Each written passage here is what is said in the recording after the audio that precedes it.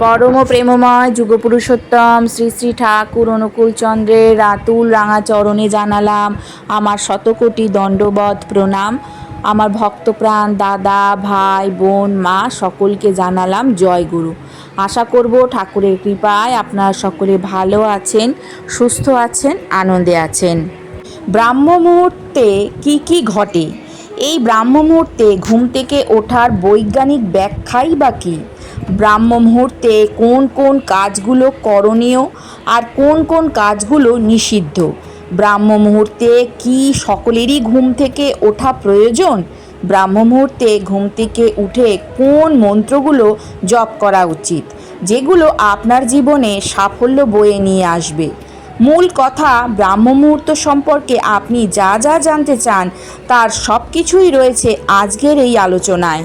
চলুন বেশি দেরি না করে আজকের আলোচনা শুরু করা যাক। প্রথমেই আসি, ব্রাহ্ম মুহূর্ত কী? ব্রাহ্ম মুহূর্ত বলতে আমরা ঠিক কী বুঝি?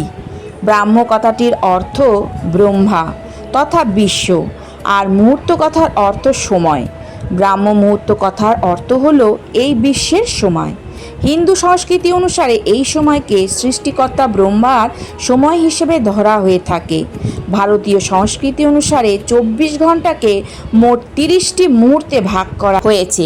এক একটি মুহূর্তকে 48 মিনিট করে ধরা হয়ে থাকে। এইভাবে দিনে 15টি ও রাতে 15টি মুহূর্ত ধরা হয়েছে।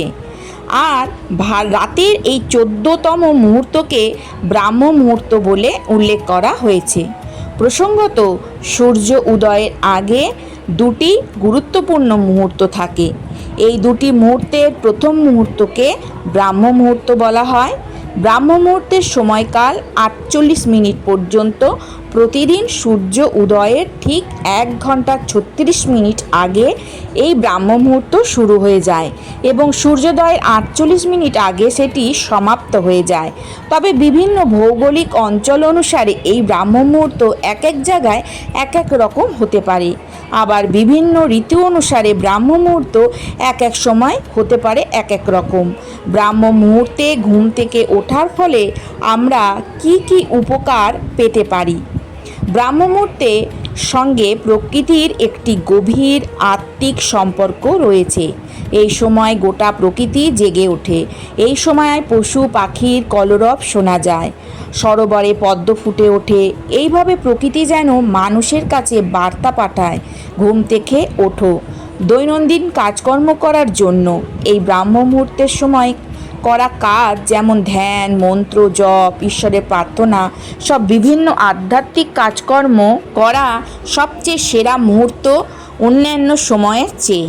এই সময়ে সেগুলি বেশি কার্যকরী হয়ে থাকে। এর ফলে আমাদের মস্তিষ্কের পরিবর্তনের সঙ্গে সঙ্গে ভাগ্যেরও পরিবর্তন হয়ে থাকে। এই সময় ঘুম থেকে উঠলে মনে আনন্দের উদ্ভব হয়। এইভাবে কয়েকদিন ভোরবেলা ঘুম থেকে উঠলে সেটি অভ্যাসে পরিণত হয়ে যায়। ব্রাহ্ম মুহূর্ত শারীরিক, মানসিক, আধ্যাত্মিক সহ বিভিন্ন দিক থেকে খুবই গুরুত্বপূর্ণ। আয়ুর্বেদিক শাস্ত্র অনুসারে ব্রাহ্ম মুহূর্তে ঘুম থেকে উঠলে চিন্তা, অনিদ্রা, হতাশা সহ নানান মানসিক রোগ থেকে মুক্তি পাওয়া যায়। বেদে এই ব্রাহ্ম মুহূর্তকে খুবই গুরুত্বপূর্ণ বলে উল্লেখ করা হয়েছে। সেখানে বলা হয়েছে, এই ব্রাহ্ম মুহূর্তে ঘুম থেকে ওঠার ফলে বিদ্যা, বুদ্ধি ও ফল লাভ করা যায়। যে কোনো কাজেই ব্রাহ্ম মুহূর্তে শুরু করা খুবই ফলদায়ক হয়। এই ব্রাহ্ম মুহূর্তের অমৃত তুল্য বাতাস স্বাস্থ্য এবং বুদ্ধি দুটোই বৃদ্ধি করতে সাহায্য করে। হিন্দু শাস্ত্রে ব্রাহ্ম মুহূর্তের মাহাত্ম্যের কথা বিভিন্ন জায়গায় বলা হয়েছে। শুধু হিন্দু ধর্মে নয়, পৃথিবীর বিভিন্ন ধর্মে এই ব্রাহ্ম মুহূর্তকে খুবই গুরুত্বপূর্ণ বলে মান্যতা দেওয়া হয়েছে। এই সময় ঘুম থেকে উঠে প্রাকৃতিক কাজ সেরে হাত মুখ ধুয়ে 8 ঘন্টা প্রাণায়াম করলে মস্তিষ্কের কার্যক্ষমতা বৃদ্ধি পায়। সেই সঙ্গে গৃহস্থের ভেতরের ইতিবাচক শক্তি বৃদ্ধি পায়, যা ব্যক্তি জীবনে নানা বাধা সরিয়ে অগ্রসর হওয়া যায়। এবার আসি হিন্দু শাস্ত্র অনুসারে ব্রাহ্ম মুহূর্ত। হিন্দু শাস্ত্রে কথিত আছে এই সময় ধ্যান, পূজা অর্চনা করে সূর্যদেবকে অতিথি হিসেবে আপ্যায়ন করে তাকে সাদরে আহ্বান জানানোর কথা বলা হয়েছে। অর্থাৎ এভাবে আরেকটি পবিত্র ও নতুন দিন শুরু করার জন্য প্রস্তুত থাকা উচিত। শাস্ত্রে কথিত আছে যারা সূর্য উদয়ের পর ঘুম থেকে ওঠেন তারা সূর্যদেবের অভিশাপে অভিশপ্ত হন এবং যারা আগে ওঠেন তারা সূর্যদেবের আশীর্বাদ লাভ করেন। এই ব্রাহ্ম মুহূর্তে ধার্মিক মাহাত্ম্য আছে। মহর্ষি বাল্মীকি রচিত রামায়ণের লঙ্কায় হনুমানজি এই ব্রাহ্ম মুহূর্তে প্রবেশ করেছিলেন এবং সীতা মাতার মন্ত্র জপের শব্দ অনুসরণ করে হনুমানজি সীতা মাতার কাছে পৌঁছেছিলেন। ব্রাহ্ম মুহূর্তে যাওয়ার ফলে হনুমানজির কাজ খুব সহজ হয়ে গিয়েছিল। ব্রাহ্ম মুহূর্তে ওঠার ফলে প্রত্যেকটি ব্যক্তির সফলতা প্রাপ্ত করার ক্ষমতা অন্যান্য ব্যক্তির তুলনায় অনেক বেশি পরিমাণে হয়ে থাকে। মোটামুটি ভোর 3টে থেকে 5টা পর্যন্ত ব্রাহ্ম মুহূর্তের সময় ধ্যান ও মন্ত্র জপের জন্য আদর্শ সময় হিসেবে বিবেচনা করা হয়, কারণ এই সময় আমাদের একাগ্রতা আমাদের দেহের কেন্দ্রস্থলে থাকে। বিভিন্ন যোগগুরু বলে থাকেন ধ্যান করার সবথেকে উপযুক্ত সময়ই হচ্ছে এই ব্রাহ্ম মুহূর্ত, কেননা এই সময় আমাদের মনের প্রকৃতি খুবই শান্ত থাকে এবং এটা এমন একটি সময় যেটি আমাদের মনের সঙ্গে আমাদের অতীতের সম্পর্ক প্রায় বিচ্ছিন্ন হয়ে যায়। এই সময় যে কোনো কাজের উপর মনোনিবেশ করা খুবই সহজ হয়ে যায়। এই মনোনিবেশ বা একাগ্রতা যে কোনো কাজে সফল হবার প্রথম চাবিকাঠি। আমরা আমাদের কাজে যত একাগ্রতা বাড়াবো সেই কাজ ততই সফল হবে। যখন গুরু দ্রোণাচার্যকে জিজ্ঞাসা করা হয়েছিল সমস্ত কৌরব এবং পাণ্ডবদের মধ্যে কেন অর্জুনই সর্বশ্রেষ্ঠ ধনুর্ধর হয়ে উঠল, তখন গুরু দ্রোণাচার্য বলেছিলেন অর্জুনের একাগ্রতার জন্য সর্বশ্রেষ্ঠ ধনুর্ধর হতে পেরেছে, কারণ অর্জুন প্রত্যেকটি কাজ খুবই একাগ্রতার সঙ্গে করে থাকে। সে রাত্রিবেলা ধনুবিদ্যা অভ্যাস করত, সে তার নিদ্রাকেও নিয়ন্ত্রণ করতে পারত। ব্রাহ্ম মুহূর্ত সম্পর্কে এবার শুনে নেওয়া যাক। বৈজ্ঞানিক ধারণার বিভিন্ন আন্তর্জাতিক যোগা ও বিভিন্ন সংস্থা জানিয়েছে এই ব্রাহ্ম মুহূর্তে বাতাসে অক্সিজেনের মাত্রা সবথেকে বেশি থাকে। এই অক্সিজেন আমাদের দেহের হিমোগ্লোবিনের সঙ্গে মিশে অক্সিহিমোগ্লোবিন তৈরি করে, যা আমাদের শরীরের পক্ষে খুবই উপকারী। এর বিভিন্ন উপকারী দিক রয়েছে। প্রথমত শরীরের রোগ প্রতিরোধ ক্ষমতা বাড়িয়ে তোলে। দ্বিতীয়ত শরীরের ঊর্জার স্তর বৃদ্ধি করে। তৃতীয়ত রক্তে বীজের মাত্রা স্বাভাবিক রাখে। চতুর্থত শরীরের বিভিন্ন ব্যথা যন্ত্রণা থেকে মুক্তি পাওয়া যায়। পঞ্চমত শরীরে খনিজ পদার্থ ও ভিটামিনের উপযোগিতা আরও বৃদ্ধি করে। বিজ্ঞানীরা বহু পরীক্ষা নিরীক্ষা করে দেখেছেন এই ব্রাহ্ম মুহূর্তে বাতাসে দূষণের মাত্রা সবচেয়ে কম থাকে।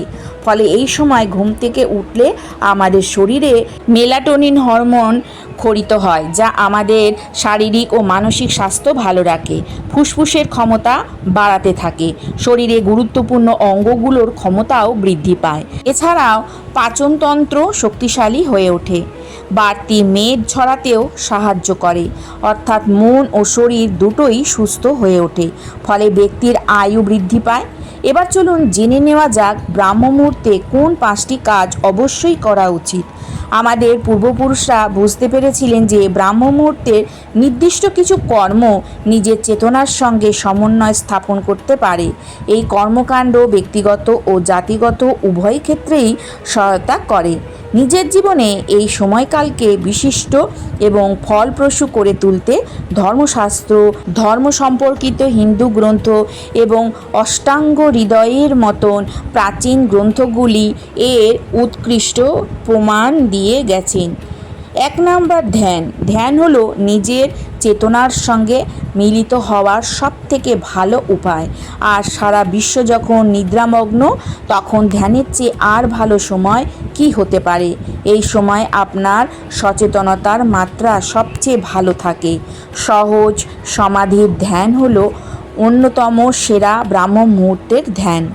2 নম্বর হচ্ছে জ্ঞান সম্পর্কযুক্ত পড়া অথবা শোনা। অষ্টাঙ্গ হৃদয় অনুসারে আধ্যাত্মিক জ্ঞান ও প্রজ্ঞা উপলব্ধি করার জন্য ব্রাহ্ম মুহূর্তই সবচেয়ে উপযুক্ত সময়। প্রাচীন ধর্মগুলি অনুসন্ধান করুন বা জ্ঞানের সহজ মতবাদগুলি পুনরায় উদ্ঘাটিত করুন। ধর্মশাস্ত্র অনুসারে ব্রাহ্ম মুহূর্তের সময় শাস্ত্র অধ্যয়ন মানসিক সমস্যাগুলিকে সহজ করতে সহায়তা করে। 3 নাম্বার হচ্ছে পরিকল্পনা। ব্রাহ্ম মুহূর্ত আপনাকে যে সচেতনতার মাত্রা এবং সজীবতা প্রদান করে তা আপনার জীবনের গুরুত্বপূর্ণ বিষয়ের পরিকল্পনা করার জন্য উপযুক্ত সময়। এটি হতে পারে কাজ, অর্থ অথবা আগামী দিন সম্পর্কিত। 4 নাম্বার হচ্ছে অন্তর্দর্শন। আপনার গতকালের ক্রিয়াকলাপগুলি মনে করুন। ঈর্ষা, ক্রোধ এবং লোভের মতন নেতিবাচক আবেগগুলির কাছে কতবার পরাজয় স্বীকার করেছেন তা স্মরণ করুন। দেখুন এই স্মৃতিগুলির কোনটি যেন আপনাকে অপরাধবোধে আচ্ছন্ন না করে। কেবলমাত্র ওই মুহূর্তগুলি সম্পর্কে সচেতন হন। প্রতিদিন এটি করার ফলে এই আবেগগুলির কাছে আপনার পরাজয় স্বীকার করার প্রবণতা হ্রাস পাবে এবং অবশেষে খারাপ কর্ম হ্রাস পাবে। 5 নাম্বার হচ্ছে আপনার বাবা মা গুরু এবং ঈশ্বরকে স্মরণ করুন। আমরা প্রায় সময় পাই না আমাদের জীবনের সবচেয়ে গুরুত্বপূর্ণ মানুষটিকে মনে করবার। ঋষি সৌনিক পরামর্শ দিয়েছেন যে ব্রাহ্ম মুহূর্তের সময়কালে আপনার পিতামাতা গুরু এবং এই শক্তি যা এই সৃষ্টিকে চালাচ্ছে বলে বিশ্বাস করেন তাদের প্রতি শ্রদ্ধায় মাথা নত করুন। এই শক্তিকে ঈশ্বর বা জাগতিক শক্তিও বলতে পারেন। এবার ব্রাহ্ম মুহূর্তে যেটি করা যাবে না সেগুলি হলো ভোজন করবেন না। ব্রাহ্ম মুহূর্তে খাওয়ার ফলে শারীরিক অসুস্থতা দেখা যায়। এই সময় কখনোই খাদ্য গ্রহণ করবেন না। মানসিক চাপ পড়ে এমন কাজ করবেন না। এমন কোনো কাজ করবেন না যাতে খুব বেশি মানসিক শ্রম দরকার হয়। এর ফলে আয়ু হ্রাস পায়। সকলের কি ব্রাহ্ম মুহূর্তে ঘুম থেকে ওঠার প্রয়োজন?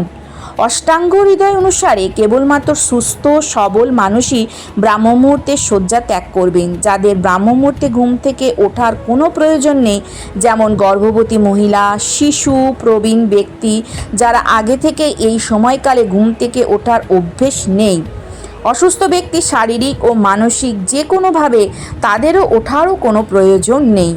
এবার চলুন জেনে নেওয়া যাক ব্রাহ্ম মুহূর্তে কোন মন্ত্রগুলি জপ করা উচিত। ব্রাহ্ম মুহূর্তে ওঠার পর হাতের তালু দেখে নিজের ইষ্টদেবকে স্মরণ করুন। তারপর গায়ত্রী মন্ত্র জপ করুন। ব্রাহ্ম মুহূর্তে গায়ত্রী মন্ত্র জপ করার পাশাপাশি ধ্যান মুদ্রায় বসে মহাদেবকে স্মরণ করুন। ওম শব্দটি উচ্চারণ করতে পারেন। এর ফলে মন শান্ত ও একাগ্র হবে। ব্রাহ্ম মুহূর্তে এই মন্ত্র জপ করলে পরিবারের সুখ সমৃদ্ধি বৃদ্ধি পায়, পাশাপাশি বৈভব বাড়ে। শাস্ত্র অনুযায়ী ব্রাহ্ম মুহূর্তে উঠে ধ্যান করা উচিত। এই সময় পরিবেশ শান্ত থাকে। এমন শান্ত পরিবেশে ধ্যানমগ্ন হওয়াকে শুভ মনে করা হয়। ব্রাহ্ম মুহূর্তে স্নান সেরে পূজা অর্চনা করা উচিত। ঈশ্বর আরাধনার শ্রেষ্ঠ মুহূর্তই হচ্ছে এই সময় পুজো করলে দেবদেবী প্রসন্ন হন এবং জীবনে ইতিবাচক পরিবর্তন নেমে আসেন। ছাত্রছাত্রীরা ব্রাহ্ম মুহূর্তে উঠে পড়াশোনা করলে সুফল পেতে পারেন। পড়াশোনা করবার জন্য ব্রাহ্ম মুহূর্ত অত্যন্ত উপযোগী। এই সময় যা পড়বেন তাই দীর্ঘদিন মনে থাকবে। এই উপায়ে ইতিবাচক শক্তি দিয়ে দিনের সূচনা করুন। এই সময় মনের মধ্যে নেতিবাচক চিন্তা ভাবনা আসতে দেবেন না। ওম নমো ভগবতে বাসুদেবায় নমঃ এইভাবে বিষ্ণু মন্ত্র জপ করে স্বয়ং বিষ্ণুর কাছে প্রার্থনা করে দিন শুরু করুন। জীবনের সকল বাধা কেটে যাবে, সুখ সমৃদ্ধিতে ভরে উঠবে আপনার জীবন। আজকের আলোচনা এখানে শেষ করলাম। কালকে আসবো আবারও একটি নতুন আলোচনা নিয়ে। সবাই ভালো থাকুন, সুস্থ থাকুন। জয় গুরু, বন্দে পুরুষোত্তমম।